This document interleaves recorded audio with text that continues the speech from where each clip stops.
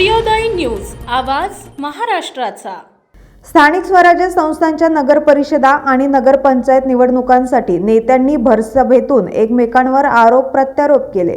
या निवडणुकीतील सभा नेत्यांनी गाजवल्या। बीड जिल्ह्यातही राष्ट्रवादी काँग्रेस पक्षाचे नेते माजी मंत्री धनंजय मुंडे यांनी परळी येथे आयोजित सभेतून विरोधक आता केवळ माझे राजकारणच नाही तर मलाच संपवण्याच्या मागे लागले आहेत असा गौप्यस्फोट केला होता।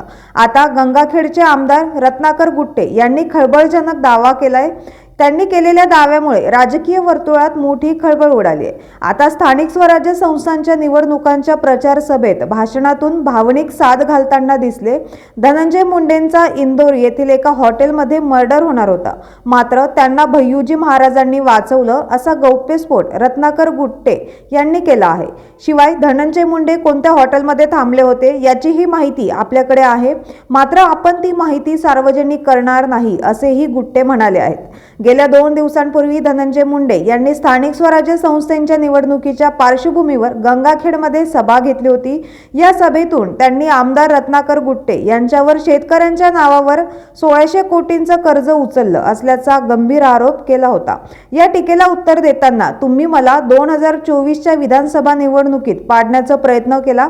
तुम्ही माझ्या विरोधात कोणाकोणाला उमेदवारी दिली, त्यांच्यासाठी किती ताकद लावली हे देखील मला माहिती आहे, पण माझी गंगाखेड विधानसभा मतदारसंघातील जनता हीच माझं बुलेट प्रूफ जॅकेट आहे असल्याचे आमदार रत्नाकर गुट्टे म्हणाले।